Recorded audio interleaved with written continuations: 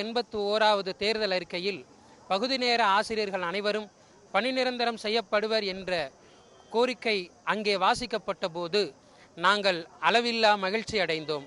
ஆனால் இந்த அரசு பொறுப்பேற்று 4½ ஆண்டுகள் கடந்தும் நாங்கள் இதே பகுதி நேர வாரத்தில் 3 நாட்கள் 12 அரை நாட்கள் மாதம் ஆக 13 ஆண்டுகள் முடித்து 14வது ஆண்டும் இப்படியே நீடிப்போம் என கனவில் கூட நினைக்கவில்லை.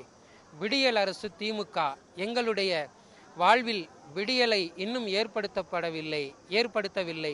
முதலமைச்சரை சந்திக்க நம்புறீங்க?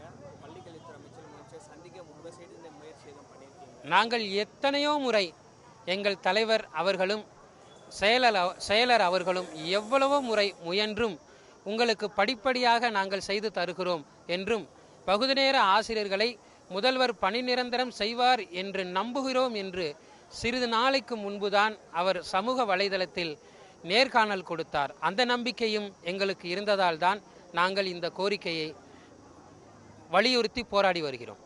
எனக்கு இப்ப வயசு 57. நான் இன்னொரு 3 வருஷத்துல ரிட்டையர் ஆக போறேன். ஆனா என்னோட இருக்க சகோதரங்கள் இனிமேல் அவங்க பெர்மனன்ட் ஆகி நல்லா இருக்கணும் அப்படிங்கறத என்னுடைய ஆசை. ஆனா நான் கிட்டத்தட்ட எல்லா போராட்டத்துக்கும் வந்துட்டேன். ஒரு முக்கியமான ஒன்ன சொல்ல விரும்புறேன். ஒரு ஆசிரியர் கரூர்ல கண்மணின்னு ஒரு பொண்ணு, அந்த பொண்ணு முதலமைச்சர் கையால இன்னைக்கு அது பிரைஸ் வாங்கி இருக்குது.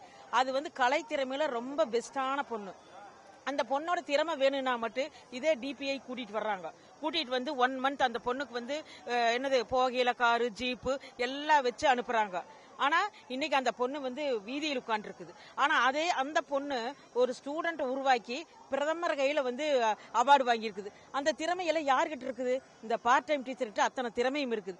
ஏன் இவங்க அதை பத்தி நினைக்க மாட்டேங்கிறாங்க? இன்னைக்கு பாருங்க, அந்த பொண்ணு இந்த வீதியில் உட்கார்ந்து இருக்குது.